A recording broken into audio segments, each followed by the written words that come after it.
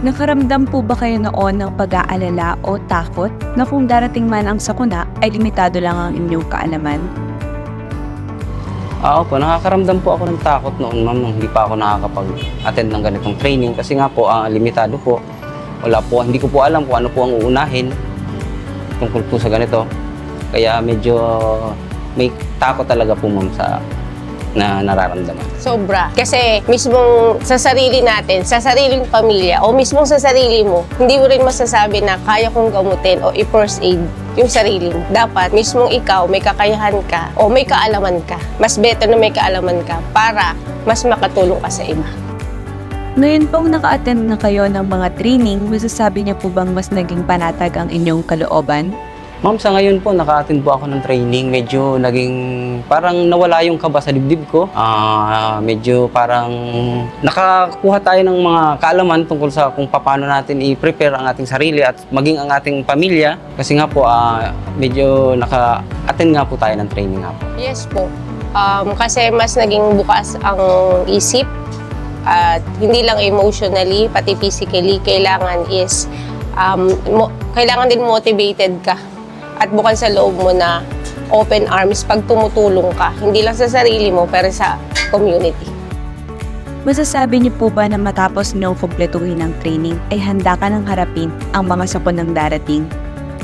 Sa ngayon po, ma'am, ina-assure ko po na kaya ko na pong panatilihing ligtas ang aking pamilya dahil nga po sa naka-attend po tayo ng training, nakakuha na po tayo ng sapat na kaalaman. Sa ganyang senaryo po, depende po kasi yan sa mangyayari. Hindi naman po natin mape-precise kung ano po yung mangyayari. Pero hindi naman din po ako magsasabi ng as in totally magagampanan natin. Pero makakasiguro po ako na makagagampanan ko po yun base sa mga natutunan ko sa training na mga na-attendan ko na po. May maiksing mensahe ka bang nais ibahagi para hikayatin ng iba na maglaan ng oras para sa kanilang kaligtasan?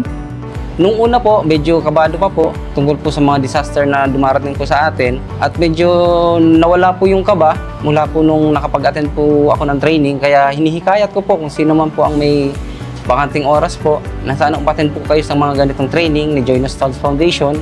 Kasi libre naman po to at saka madadagdagan po ang inyong kaalaman tungkol po sa preparedness ng list.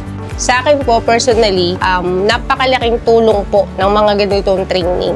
Lalo po na sa panahon po natin ngayon sa global warming, hindi na po natin masisigurado na yung kaligtasan natin is 100%.